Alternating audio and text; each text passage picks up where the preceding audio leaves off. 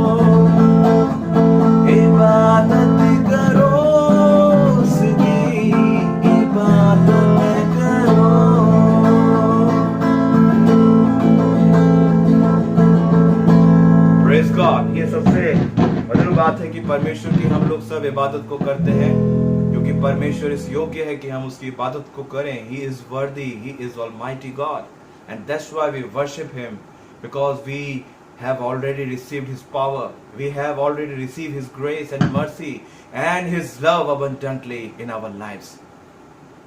परमेश्वर की महिमा में एक और गीत गाएंगे। हो तेरी स्तुति आराधना, करता हूँ मैं तुझसे ये कामना।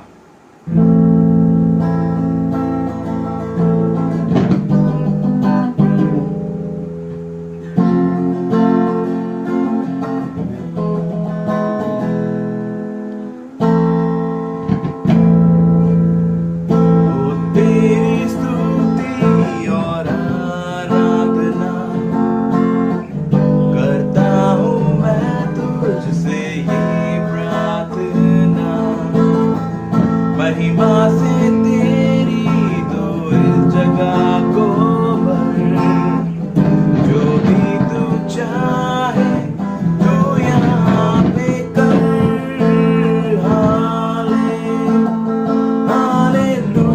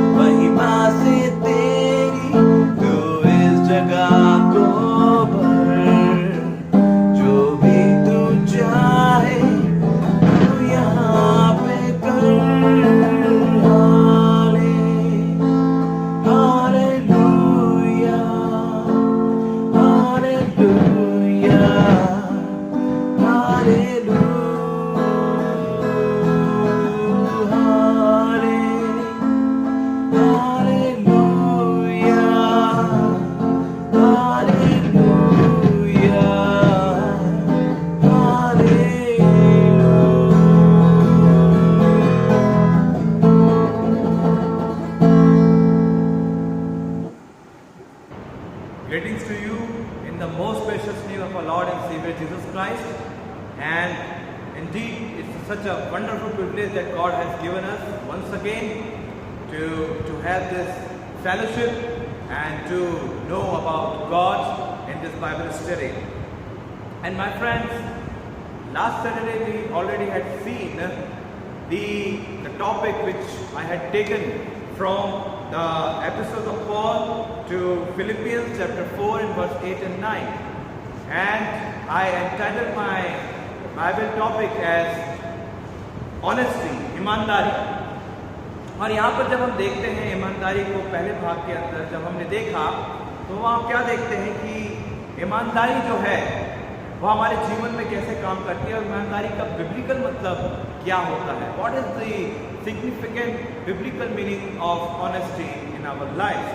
और यहाँ पर हमने कुछ पदों को देखा जिसमें हमने देखा जो मीनिंग है ईमानदारी का वो है ट्रुथ, वो है सिंसेरिटी, एक uprightness, it is not lie, फिर to walk in the light. ये चीज़ें हमने पहले अपने भाग के अंदर देखी. And it was so beautiful to know and to hear about the topic honesty in the presence of God. Today we're going to see in our Bible study part 2 of honesty is God examines our honesty. परमेश्वर हमारे जो ईमानदारी है उसको कैसे जांचता है.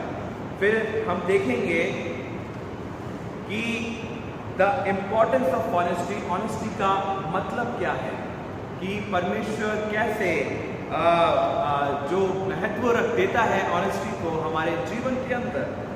Now let us prepare our heart, mind and soul to have the Bible study and to know about honesty in more deeper sense.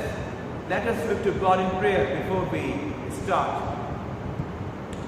Thank you, dear gracious Heavenly Father, for the wonderful time that you have given us and in our lives, Lord, as we are going to start our today's Bible study. And Lord, be with us and send your Holy Spirit to us to comprehend your words, to comprehend your, Lord, the living words of Bible, of your scripture, so we may grab this scripture and the living words in our lives, and Lord, we may apply these all things, Lord, according to your will and in your kingdom. Thank you, Jesus, for each and everything. And Lord, send your Holy Spirit to us. Your Holy Spirit will speak through me. And Lord, open our hearts, mind and soul for comprehension. And Lord, we may glorify your name on high. Thank you, Jesus, for your grace and your mercy. We are this praying in Jesus' name. Amen. अजीजों, जैसे पिछले अपने part 1 के अंदर Bible study के अंदर हमने देखा the honesty importance, और हमने एक स्टोरी के साथ शुरू किया where there was a person and you can say the passenger who was coming out from the airport and he hid his important gadget just because of the custom duty, because he had to pay the more and more for this gadget because it was so precious for him. And there was a man, the custom duty officer, and he was Christian, and he made this statement. He said that my God has blessed my country abundantly, but this is the saddest part of our life is we have lacked honest people into the presence of God and for His kingdom. हमारे पास बहुत थोड़े जो लोग हैं जो ईमानदार हैं, थोड़े लोग. और ये सुनकर he felt sorry in his heart, the passenger.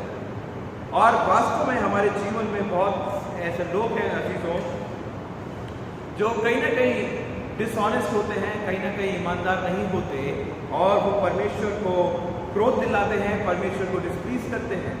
और यही चीज़ हम आगे देखेंगे कि परमेश्वर कैसे जो लोग हैं हमारी जो ईमानदारी है उसको एग्जामिन करता है, उसको जांचता है. और यहाँ पर हम देखते हैं God always examines our honesty from different angles. हर प्रकार के तरीकों से परमेश्वर हमारी ऑनेस्टी को जांच परखता है, देखता है। और पहला जब हम देखते हैं, सबसे पहली जो ऑनेस्टी परमेश्वर ने जांची परखी वो है पाया जाता है जेनेसिस चैप्टर 3 वर्स 11, जहां पर आदम और हवा ने पाप को किया और एक दूसरे पर क्या किया, उन्होंने ब्लेम को लगाया। और वहां पर जब पूरे इंसिडेंट्स को देखते हैं, वहां पर देखते हैं कि as they rebelled against God's will and God's permission, कि आप देख सकते हैं परमेश्वर ने जो मना किया था उन्होंने वो काम को किया। और फिर क्या हुआ, they recognized themselves that they were naked. They covered themselves by the leaves of the leaves of the trees. पत्तों से उन्होंने अपने आप को ढांक लिया। फिर जब परमेश्वर अदले बाग के अंदर आए रात को घूमने के लिए, देखने के लिए, तो फिर जब हम देखते हैं, जब देखने के लिए आए तब उन्होंने पूछा, आदम हवा तुम कहाँ हो, किधर हो? तो वो छुपे हुए थे। परमेश्वर हम लज्जाते ही तेरे सामने आने थे क्योंकि हम नंगे हैं। परमेश्वर ने कहा तुझे किसने चेताया कि तुम नंगे हो? क्या तुमने उस फल को खाया जो मैंने मना किया था? ये एक स्ट्रेट फॉरवर्ड क्वेश्चन था परमेश्वर का उनकी ईमानदारी को जांचने के लिए। मगर they were failed। उन्होंने एक दूसरे पे ब्लेम लगाया, उसने मुझे फल को दिया, उसने ये किया, उसने शैतान ने मुझको बहकाया, blah blah blah, and they were giving lots of excuses to God. But God wanted only their honesty, their honest answer, but they were failed to do so. And what happened at last? They were casted out from the presence of God. उनको परमेश्वर के presence से निकाल दिया गया, परमेश्वर की उस उपस्थिति से निकाल दिया गया। मैं जहाँ तक सोचता हूँ, अगर वो कन्फेस कर लेते, अगर वो ये कह देते कि हाँ परमेश्वर हमने ये काम को किया, हमें क्षमा कर दे, ईमानदारी के साथ कहते, तो कुछ ना कुछ परमेश्वर वहाँ पर प्रायोजन करते, कुछ ना कुछ वहाँ पर परमेश्वर करते। अगर उन्होंने परमेश्वर को क्या किया, तुच्छ जाना होगा। उन्होंने कहा कि हम परमेश्वर से झूठ बोल सकते हैं, परमेश्वर हमारी बात को मान लेगा, मगर अभी तो ऐसा नहीं था। They were failed, वो असफल हुए और परमेश्वर के दिल को तोड़ा। अब परमेश्वर ने उनको अपने प्रेजेंस से बाहर कर दिया, मगर फिर भी परमेश्वर ने नहीं छोड़ा उनको चीजों, क्योंकि परमेश्वर की तो वो क्रिएशन थे। That's why God said, my creation is beautiful, but now it became corrupted.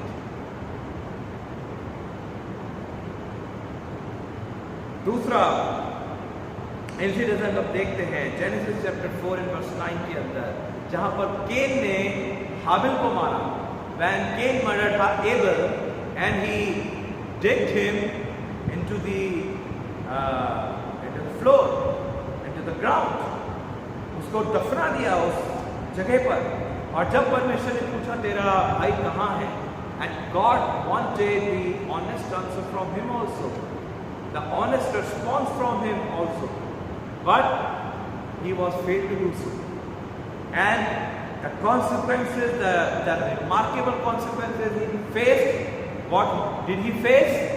He was casted out from the presence of God, the glory of God, just because of his dishonest answer, dishonesty. Because indirectly or directly he rebelled against God's will, and that's why God was displeased and God casted him out from his presence. फिर हम देखते हैं यहाँ पर Samaritan woman in the New Testament जो पाया जाता है John chapter 4 and verse 16। जब जीसस आए और उन्होंने कहा जाओ अपने पति को बुला कर लाओ, तो उसने सब कुछ खोल कर रख दिया। तो यीशु ने कहा सच कहती है, तू सच कहती है। और वहां पर फिर यीशु ने बताया उसको उसके जीवन के बारे में, उसके पतियों के बारे में। और she was marveled by listening her life, the untold life, the hidden life, the secret of her life. And she ran towards his village, towards her village, and she called all people, and she witnessed that we have one prophet who has come from outside. Let us listen him. आओ उसको हम सुनते हैं. और उसने क्या किया? She accepted Jesus Christ as her personal savior. She accepted her. She accepted him as her personal savior. And that was the remarkable incident. पहले जब हम देखते हैं, they were cast out from the presence of God, and now she had come into the presence of God through Jesus Christ by accepting their sins, their transgressions. Now, another thing, if we see Bartimaeus, who was blind since who was a beggar and who was begging at the roadside, and he was crying and crying and crying, and he was saying, "Oh, the Son of David, have mercy on me." मेरे पे दया कर यीशु, दाऊद का संतान तू मेरे पर दया कर. What did Jesus do for him? Jesus उसके पास आया और कहा, तू क्या चाहता है कि मैं तेरे लिए करूं? Honestly, he gave his answer. Honestly, he responded, Jesus, I wanted to see. I want to see the nature. I want to see everything. But at the same time, he had faith on Jesus Christ. And Jesus said, your faith has made you well. See, I am ready. मैं चाहता हूं तू देखे. मैं चाहता हूं तू देखे. और यीशु ने उसकी आंखों को चंगाई दी. यीशु ने उसकी आंखों को खोल दिया. बस सिर्फ उसके फेथ को देखकर, उसकी ईमानदारी को देखकर कि कितना इनोसेंट, उसने जवाब दिया, मैं देखना चाहता हूं. मैं देखना चाहता हूं जिस चीज की मेरे जीवन में कमी है प्रभु, उसको दूर कर दे मेरे जीवन से. मैं देखना चाहता हूं तेरी ग्लोरी को. I want to see your glory or not. I want to see your glory. I believe in you. I believe in you. क्या ये जो मिरेकल था, क्या ये जो साल्वेशन का जो उद्धार था, वो उनके जीवन में कैसे आया होगा जी? क्या कभी इस चीज को सोचा है हमने? Just because of their integrity, just because of their trustworthiness, their truthfulness, their honesty. यहाँ पर दो इंसिडेंट्स को हम जब जोड़ें, out of the presence of God, and they came into the presence of God. क्यों? जब उन्होंने ऑनेस्टी दिखाई, ईमानदारी दिखाई परमेश्वर के आगे. फिर हम देखते हैं बहुत सारे examples, many examples we can see in the Bible. Today God is examining us likewise by asking this question, my darling son, my darling daughter, what are you doing for me? My darling son, my darling daughter, are you faithful to me? My darling son, my darling daughter, are you spreading my love? Are you spreading my grace? Are you spreading my truth to the people, those who are needy at the most part of the world? Are you spreading? My darling son, my darling daughter, come to me. मेरे पास आ जाओ. My darling son, my darling daughter, are you still slave of Satan? Are you still the slave of the wicked things, the evil things? My son, my daughter, what are you doing? Do you have greed for wealth? Do you have greed for your position? Do you have greed for your luxurious life? What do you have? What do you have? The most important part is, do you have me? Do you have God? क्या परमेश्वर को तुम अपने जीवन में रखते हो? क्या परमेश्वर की प्रेजेंस में तुम चलते हो? This is the most important part of our life my friends. This is the most important part. And God always examines our honesty, not by trapping us, not by giving the tricks, the trick questions. No, He straightforwardly asks, "Did you do this? क्या तूने ये किया? अगर वो गलत है तो क्या है? Yes, Lord, we have done it. But Lord, we beg your grace, we beg your pardon." अगर हमने अच्छे के लिए किया, परमेश्वर की महिमा देने के लिए किया, yes God, and God will be pleased by our actions, by our deeds. This is the consequences of honesty, my friends. It draws us into the presence of God.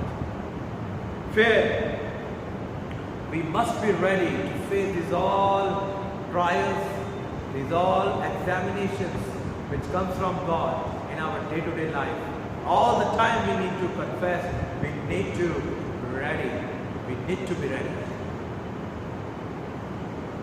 The third thing, if we see the importance of honesty, the importance of honesty we can find out in Psalm 51 and verse 6. As I already told you before, God desired truth. परमेश्वर क्या है? क्या इच्छा रखता है? सच्चाई की इच्छा रखता है.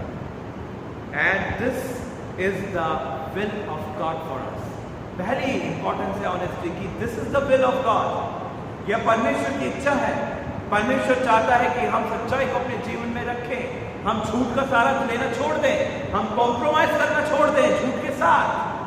मगर हम परमेश्वर के साथ चलें और परमेश्वर हमारे अंदर की जो चीजें हैं उनको धोकर शुद्ध करेगा. लिखा हुआ है, you desire truth in the inward being, therefore teach me wisdom in the secret heart. In my secret heart. मुझे बुद्धि दे, मुझे ज्ञान दे, मुझे अपनी इच्छाओं को जाहिर होने दे प्रभु. This is the will of God. क्या हम ऑनेस्ट वे के अंदर परमेश्वर के आगे आते हैं और कहते हैं प्रभु प्रभु ये काम कर दे, प्रभु ये कर दे, प्रभु मेरे जीवन को मैं तेरे हाथ में देता हूँ. आर वी ट्रुथफुल, और डू वी फॉलो, और do we completing the will of God in our lives? No,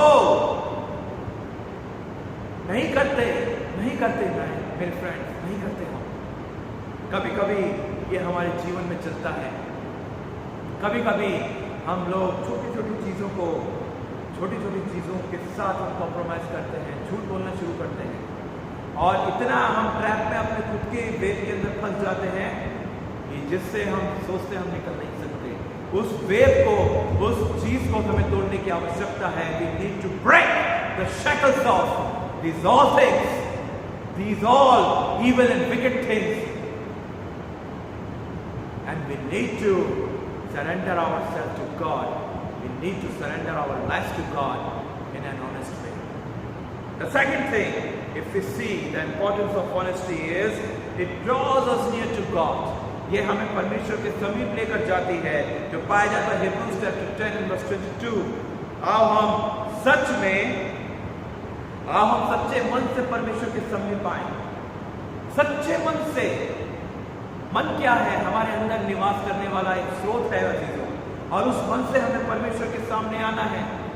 मन के अंदर जब परमेश्वर के सामने जब आते हैं तो मन के अंदर हमारे कोई भी ऐसी चीज नहीं होनी चाहिए जो हमें परमेश्वर की प्रेजेंस से दूर करे. मन के अंदर हमारे भय नहीं होना चाहिए, द्वेष नहीं होना चाहिए. मन के अंदर हमारे पाप नहीं होना चाहिए. मन के अंदर हमारी नफरत नहीं होनी चाहिए. मन शुद्ध होना चाहिए. And with this we need to come to God. And I'm telling you, my friends, it draws near to God. परमेश्वर के समीप लेकर हमें ये चाहता है. एक ईमानदारी. डिसऑनेस्टी ने आदम हवा को परमेश्वर की प्रेजेंस से दूर किया, केन को परमेश्वर की प्रेजेंस से दूर किया. मगर ऑनेस्टी ने हमें परमेश्वर के साथ जोड़ा, हमें परमेश्वर की प्रेजेंस में आने का मौका दिया. यीशु मसीह के द्वारा। क्या हम डे टू डे अपनी लाइफ के अंदर ये काम को करते हैं, ये हमें देखना जरूरी है। फिर हम देखते हैं तीसरी चीज यहाँ पर, चौथी चीज sorry, it is the foundation of fellowship. ये संगति का आधार है। 1 John chapter 1 and verse 7 यहाँ पर लिखा हुआ है,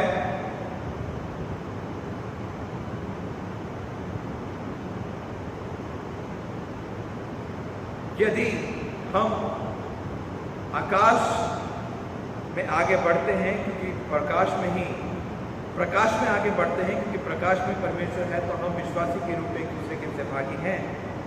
और ये जो फाउंडेशन जो है, ये परमेश्वर को भी हमारे समीप लेकर आता है। यदि हम परमेश्वर के समीप जाते हैं तो परमेश्वर ही हमारे समीप आता है, है ना। ताली दोनों हाथों से बजती है। ऐसा नहीं है कि हम परमेश्वर के समीप जाए, परमेश्वर हमसे दूर भागे, नहीं, परमेश्वर भी बराबर से हमारे पास आते हैं। Psalms number 145 and verse 18 से, जो लोग यहोवा की उपासना करते हैं, यहोवा उनके निकट रहता है। सचमुच जो उसकी उपासना करते हैं, यहोवा हर उस व्यक्ति के निकट रहता है। सचमुच जो करते हैं। और जो यहाँ पर हमारे आधार है, फेलोशिप का आधार है हमारे उस मसीह संगति का। हमें अजीजों, क्यों जो दूसरे लोग हैं, जो क्रिश्चियन सर्कल है, उसके अंदर वो शांति को महसूस करते हैं, उसके अंदर वो सच्चाई को महसूस करते हैं, क्यों करते हैं वो ये सब? क्या ये कभी हमने सोचा है? क्योंकि वो उस प्यार को परमेश्वर के पा लेते हैं जो हमारे द्वारा एक सोते के रूप में बहती है। वो उस मर्सी को, अनुग्रह को पाते हैं एक क्रिश्चियन सर्कल के द्वारा, क्योंकि हमने भी वो चीज़ पाई और हमें भी उस चीज़ को आगे करना है। सेंटमेंट लेते हैं, सेंटमेंट हम देते हैं, freely receive and freely give, and it is the work of the holy spirit only. और यहाँ पर जब हम देखते हैं, एक small incident I would like to share कि this is the foundation of fellowship, कि यहाँ पर जहाँ मैं काम करता था अपने बिजनेस डिपार्टमेंट में, वहाँ पर सिर्फ मैं अकेला क्रिश्चियन था और मैं हर चीज़ के लिए दुआ करता था। अपने काम शुरू करने से पहले दुआ करता था और फिर खाने के पहले मैं दुआ शुरू करता था। और लोग काफ़ी प्रभावित हुए और उन्होंने कहा कि कितनी अच्छी संगति है जो तुम लोग रखते हो और कितना अच्छी बात है कि तुम लोग परमेश्वर से प्रार्थना करते हो, हमें भी प्रार्थना करना सिखाओ। And that was the wonderful privilege to teach them prayer before we start everything. And then I taught them to pray. I taught them to pray, and they received the mercy, the glory of God. They confessed, Sharon, we received the power of God. We received the love of Jesus Christ. ये है एक संगति, एक आधार का foundation. Honesty. When we give our Jesus honestly to others, they will receive His grace in an honest way through us. Because God makes us the channels of blessings. परमेश्वर हमें क्या बनाता है? सोता बनाता है आशीषों का दूसरों के लिए। और अजीजों, मैं आपको ये साफ साफ कहता हूँ कि हमें एक दूसरे को कंसर्न रखना है, एक दूसरे के साथ चलना है, एक दूसरे को उठाते हुए हमें आगे बढ़ना है। हमें एक दूसरे की टांग को नहीं खींचना, हमें केकड़ों के समान अपने जीवन को नहीं जीना, हमें उस मेंढकों के समान अपने जीवन को नहीं जीना जो कुएं में पाए जाते हैं। एक चढ़ता है फिर दूसरा टांग को खींच के नीचे गिरा देता है, ऐसा नहीं करना। हमें एक दूसरे को स्पिरिचुअली उठाते हुए चलना है, दुआओं के अंदर उठाते हुए चलना है और उनको यीशु के नाम से ब्लेस करना है। यही तो फेलोशिप है, यही तो संगति है अजीजों। इसलिए तो हम चर्चेस के अंदर आते हैं, इसलिए तो हम परमेश्वर की उस संगति को करते हैं एक ईमानदारी के साथ। और लिखा हुआ है सच्चे मन से करेंगे तो परमेश्वर हमारे समीप भी आएंगे। ऑनेस्ट, एक सच्चाई के साथ परमेश्वर को आराधना करना। फिर हम देखते हैं इट प्लीजेस गॉड, ये परमेश्वर को प्रसन्न करता है। प्रोवर्ब्स चैप्टर 11 वर्स 1, छल के तराजू से परमेश्वर जो है घृणा आती है, परंतु वो पूरे बटखरे से प्रसन्न होता है। पूरा बटखरा मतलब होलनेस, हमें सब कुछ दे देना है परमेश्वर को, सब कुछ, because everything belongs to God. हमें कुछ भी अपने लिए नहीं छोड़ना, क्योंकि सब तो परमेश्वर का है। परमेश्वर ने हमें दिया है, क्योंकि परमेश्वर ने हमें स्टीवर्ड बनाया है, अपना भंडारी बनाया है, और वही हमें लेकर आगे बढ़ना है, वही हमें लेकर चलना है। Because God searches always on his heart, कि वो ये देखता है कि कोई सच्चा हृदय है कि जो परमेश्वर की उपासना को करता हो, उसकी महिमा को करता हो, कोई है ऐसा? क्या हम अपने कार्यों के द्वारा परमेश्वर को महिमा दे रहे हैं, या अपने कार्यों के द्वारा परमेश्वर को हम निंदा दिलवा रहे हैं, दूसरे लोग कन्फेस कर रहे हैं कि देखो कैसा मसीह है? जैसा कि मैंने पिछली बाइबल स्टडी में बताया आपको कि एक व्यक्ति था, और जब मैं अपने इंटरव्यू फेस करने के लिए गया तो उस व्यक्ति का रेफरेंस जब मैंने दिया तो उस लेडी ने बोला कि वही जो दारू पी के नाली में पड़े रहते हैं। सोचिए, जब हम क्रिश्चियन लोग जब परमेश्वर के साथ जुड़े हुए हैं, हमारे दिल को जब ठेस पहुंचती है हमारे कार्यों के द्वारा, तो क्या परमेश्वर के दिल नहीं टूटता होगा? क्या परमेश्वर का हृदय छेदित नहीं होता होगा? होता होगा, जरूर होता होगा। And our dishonesty displeases God always. Always our dishonesty displeases God. But we need to focus our goal, we need to walk on the way of God in an honest way, which pleases God, जो परमेश्वर को प्रसन्नता देता हमें चलना जरूरी है। It guides people, ये मार्गदर्शन करती है लोगों का। प्रोवर्ब्स चैप्टर 11 वर्स 3, जो खरे मनुष्य होते हैं उनको ये क्या करती है? गाइड करती है, उनको उनकी देखभाल करती है, उनको बताती है, मार्गदर्शन करती है।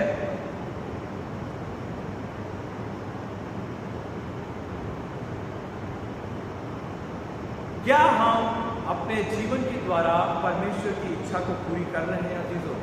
क्या हम अपने जीवन के द्वारा परमेश्वर के पीछे चल रहे हैं? क्या हम परमेश्वर को महिमा दे रहे हैं? क्या परमेश्वर क्या कन्फेस करेगा कि ये मेरा प्रिय पुत्र है या मेरी प्रिय पुत्री है? क्या वो ये बोलेगा, विटनेस करेगा? उसने नूह के बारे में तो कहा कि उसके समान कोई धर्मी नहीं। उसने अय्यूब के बारे में, जोब के बारे में कहा इस जैसा कोई खराब व्यक्ति नहीं। क्या वो कहेगा कि इन जैसा कोई मेरा दास नहीं हो सकता? क्या परमेश्वर ऐसा हमारे लिए बोलेगा? क्या हमारा जीवन इस पर आधारित है? क्या हम अपने जीवन को ऐसा बनाते हैं? क्या परमेश्वर ने हमें चैनल्स ऑफ ब्लेसिंग दूसरों के लिए बनाया? ये सोचने की हमें ज़रूरत है। किस प्रकार से परमेश्वर हमें गाइड करता है, कैसे हमारी ईमानदारी हमें परमेश्वर के पास लेके जाती है, कैसे हम परमेश्वर को प्रसन्नता देते हैं, ये सब हमें अपने को जांचने की जरूरत है अजीजों, इंट्रोस्पेक्ट करने की जरूरत है। वरना हमारा सेल्फ डिस्ट्रक्शन, हम खुद को मिटा डालते हैं अजीजों, हम खुद को खत्म कर डालते हैं। जब हम देखते हैं कि कोई भी मार्गदर्शन नहीं रह जाता, हम क्या करते हैं? बजाय परमेश्वर भरोसा रखने के हम खुद अपनी मर्जी के मालिक हो जाते हैं और सुसाइड कर लेते हैं, कुछ भी कर लेते हैं, हम अपने आप को नुकसान पहुंचाते हैं। मगर हमारी ईमानदारी always guides us towards the light, towards the presence of God. It leads to the stability, ये हमें दृढ़ता की ओर लेकर जाती है। भजन संहिता 15 उसका 2 और 5वां वचन कहता है, केवल वह व्यक्ति जो खरा जीवन जीता है और जो उत्तम कर्मों को करता है और जो हृदय से सत्य बोलता है, वही देव पर्वत पर रह सकता है। वचन 5 कहता है, वह मनुष्य यदि किसी को धन उधार देता है वह जिसको ब्याज नहीं लेता, और मनुष्य किसी निरपराध जन को हानि पहुंचाने के लिए घूस नहीं लेता। यदि कोई मनुष्य उस खरे जन का जीवन जीता है तो वो मनुष्य परमेश्वर के निकट सदा सर्वदा रहेगा। हमारा परमेश्वर स्टेबल है, परमेश्वर हमारा क्या है, दृढ़ परमेश्वर है, और ये हमें दृढ़ता की ओर लेकर जाता है। परमेश्वर के पर्वत पर कौन खड़ा रह सकता है? What is the meaning of the mountain of God? What is the meaning of mountain in our life? This is the unstability and this is the destination at the top, at the peak of the mountain. जब हम उस पर्वत पर चढ़ते हैं तो बहुत सारे चीज़ों को हम सामना करते हैं, क्योंकि हमारी डेस्टिनेशन वो है। और जब हम ऊपर चढ़ते हैं तो हम परमेश्वर के बैनर को अपने साथ लेकर चलते हैं। जब परमेश्वर के बैनर को हम अपने साथ लेकर चलते हैं अजीजों, तो वो बैनर जो है वो दर्शाता है कि हम परमेश्वर के लोग हैं, हम परमेश्वर के ईमानदार लोग हैं, और उस बैनर को हमें साथ में लेकर चलना है। तभी तो हम सच्चाई और खरेपन से हम परमेश्वर के प्रेजेंस के अंदर होंगे, परमेश्वर के पर्वत पर खड़े रहेंगे, जिसका मतलब है कि we have fought our good fight in our ministries, in our life. अगर हम फेल हो जाते हैं, हम छोटी छोटी चीज़ों के साथ कॉम्प्रोमाइज करते हैं, छोटे एक सच को छुपाने के लिए हम हजार झूठ बोलते हैं। अरे सच्ची बोल दो, कॉन्सिक्वेंसेस देखा जाएगा। जो कॉन्सिक्वेंसेस देखा जाएगा कि क्या हम फेस करते हैं। अगर literally I am telling you, God will never forsake us in our pits of sufferings, in our pits of trials and exams। हमें नहीं छोड़ता वो, हमारे साथ निरंतर चलता है। उस पहाड़ पर भी वो हमारे साथ है, जब हम बैनर को लेकर यीशु मसीह के लेकर चलते हैं एक विजय के रूप में। And he will make us to the conqueror, वो हमें विजय बनाता है। And he will lead us to the stability, to the presence of God. It is like protection, ये एक प्रोटेक्शन के रूप में है, एक सुरक्षा के रूप में है। भजन संहिता 25:21 में, My integrity and uprightness preserve me, for I wait for you। Protection from the outer world, protection from the evil eyes, protection from the politicians, protection from the evil thinkers, protection from all Zadarius, all obstacles, all evil things, all social evils। It will protect us। मैं आपको एक story बताता हूँ, और story बताकर अपना second part हम monastery के लिए खत्म करेंगे। There was a city, there was a village called Piplod in Rajasthan। Very beautiful village, and it was very spiritual village, we must say that।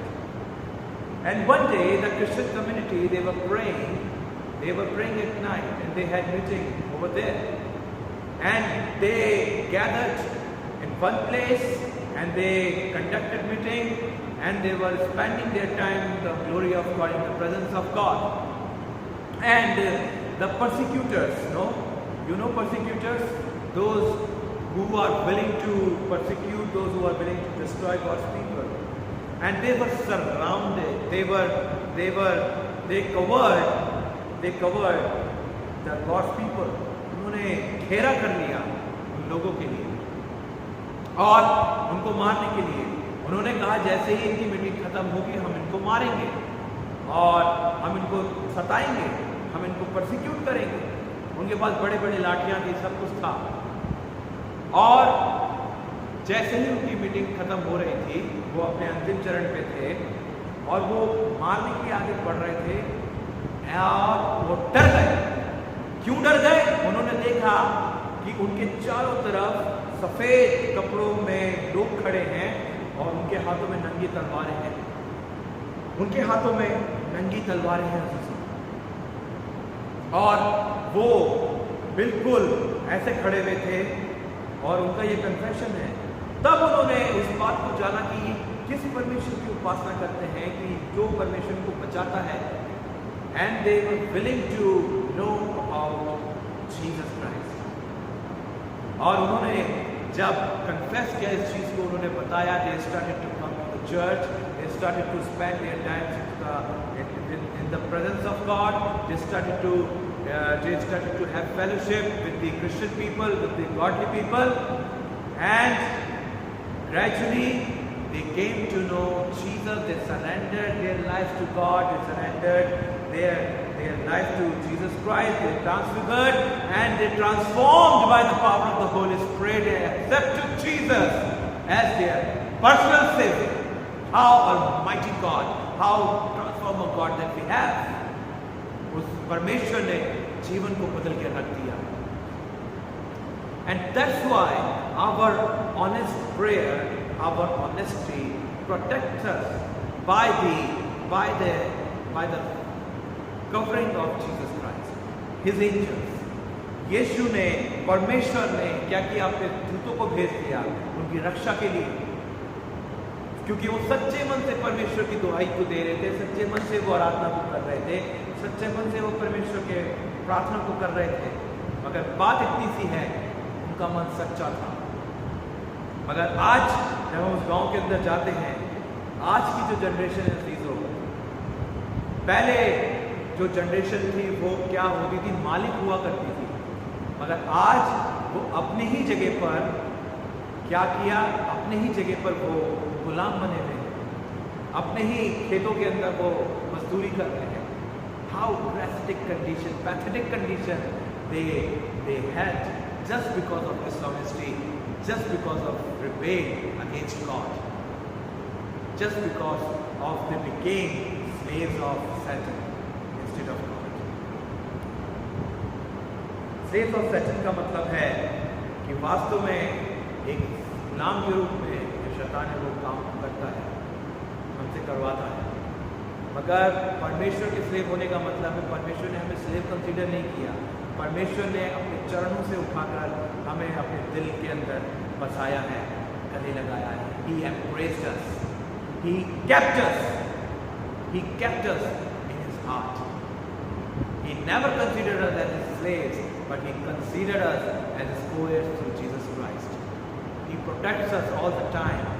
He gives us His glory, His mightiness. This is our God Almighty, my friends.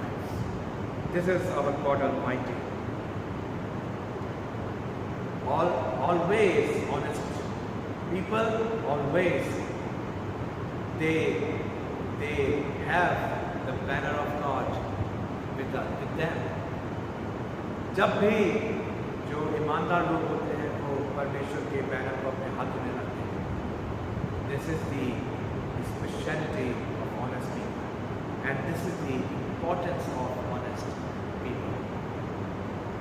ये speciality होती है जो लोग जो honest होते हैं, ईमानदार होते हैं परमेश्वर के उस प्रेजेंस के अंदर. क्या परमेश्वर हमें अपनी ईमानदारी को देता है? क्या हम परमेश्वर के चरणों में ईमानदारी के साथ आते हैं? क्या हम ईमानदारी से अपने जीवन को जी रहे हैं विदाउट एनी कॉम्प्रोमाइजिंग? क्या हम परमेश्वर की वर्शिप को हम अपने सच्चे दिल से कर रहे हैं? क्या हम आमंत्रित करते हैं परमेश्वर को अपने जीवन में आने के लिए? ये सब हमें अपने जीवन में देखने की आवश्यकता है. और नेक्स्ट सैटरडे हम देखेंगे जो डिसऑनेस्ट होते हैं उनके साथ क्या होता है और वो कैसे अपने काम को करते हैं. और फिर हम ऑनेस्टी के ऊपर अपने बाइबल स्टडी को समाप्त करेंगे. Next Saturday the Bible study on honesty will be ended. And really I hope today's Bible study will bring 100-fold of fruit in your lives, in our lives.